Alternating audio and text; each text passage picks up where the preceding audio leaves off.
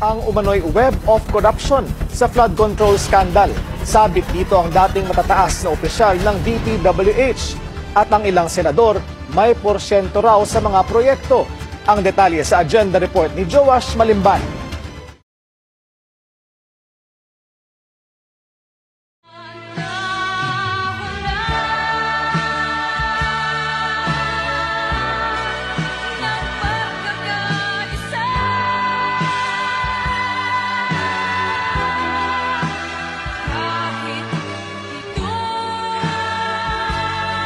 Lahat ng mga kurang, sana mamatay kayong lahat!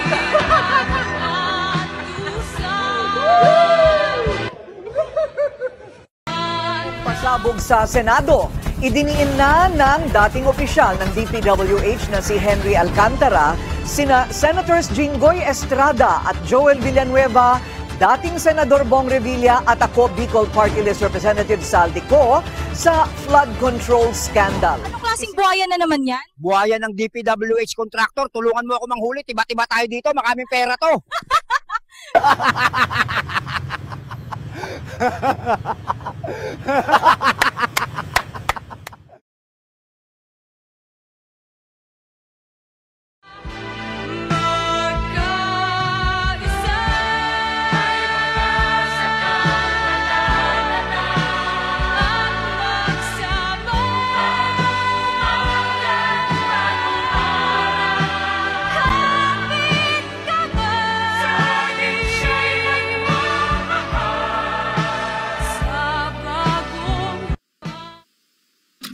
Please limit your question kay Secretary Remulla. Opo, gusto ko lamang pong sabihin kay Secretary, pangalagaan na lang po si Engineer Henry Alcantara. Yun lang po.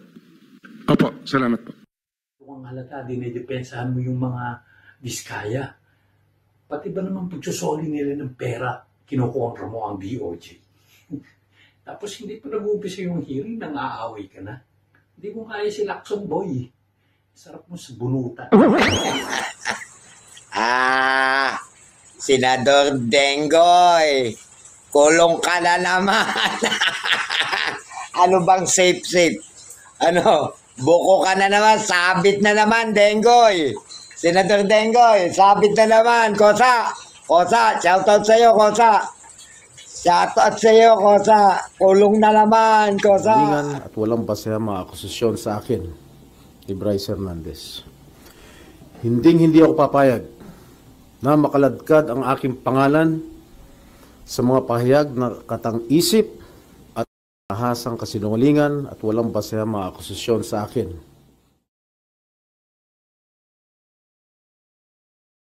Senator Rapi. Yeah, Mr. Chair, to Secretary Remulla, wala nga talaga sa batas yung bang magsoli muna ng pera para ikaw ay mapasok sa WPP. Pero kung pagbabasehan natin yung kagusto ng taong bayan, ang galit ng taong bayan, na gusto nilang magpakita yung goodwill, yung accused bago siya mapunta sa WPP. Siguro mas maganda kung sundin natin yung kagusto ng taong bayan, right?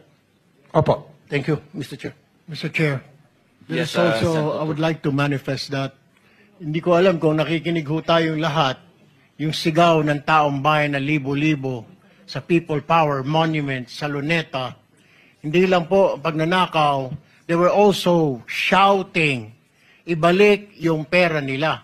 And I believe the Secretary of Justice heard that. And I believe Malacanang heard that. Kaya nga po, dito po sa mga kontraktor, mga opisyal, isole ninyo ang pera ng taong bayan. Hindi po batas ang pinag-uusapan. Wala ho tayong pakialam sa batas. Sometimes, you have to bend the law to be able to please the people. Mas mataas po ang taong bayan sa batas. Am I right, Secretary Remulla? Yes, sir. Mr. Chairman. Thank you, Mr. Chair. Mr. Chair. Ang sarap talagang murahin itong si Marcoleta. Hindi ka makaintindi. Nagkakagulo na ang buong bayan, nagrarally na. Ang sigaw ng tao, ibalik ang kwarta ng taong bayan na ninakaw ng mga walang yang kontraktor, ng mga politiko, ng mga DPWH official. Ang ginagawa ni Marcoleta bago daw ibalik sundin daw yung batas. Kaya tama yung sinabi ni Erwin Tulfo eh. May mga panahong mas mataas ang sinasabi, ang gusto ng taong bayan kaysa sa batas na ginagamit ng mga tiwali. Bago pumasok sa Witness Protection Program, dapat ibalik muna ang pera ng taong bayan. Yan ang punto. Kaya sang-ayon tayo sinabi ni Rapi Tulfo at ni Erwin Tulfo. Tatanggapin yung witness, pero hindi ibabalik ang kwarta ng bayan.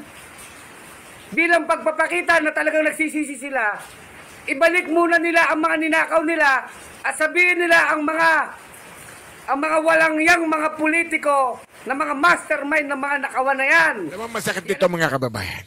Ngayong nangyari na.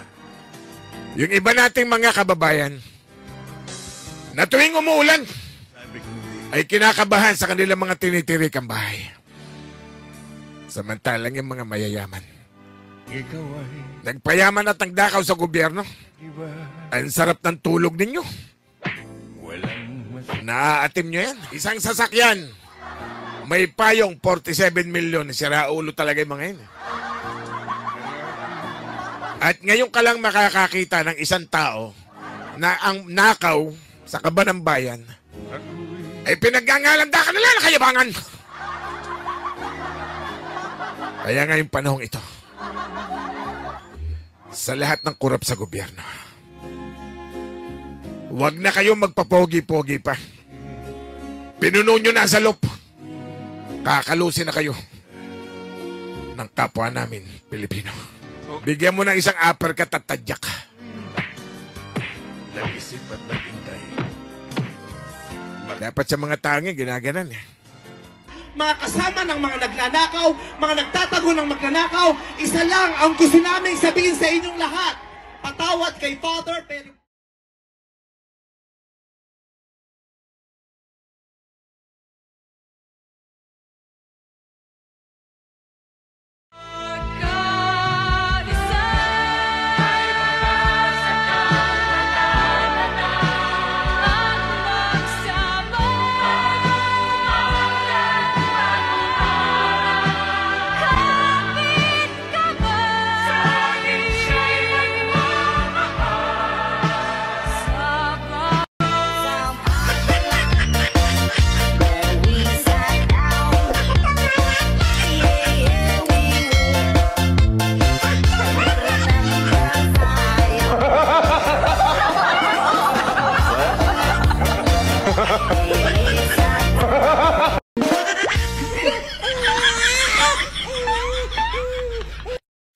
Yun.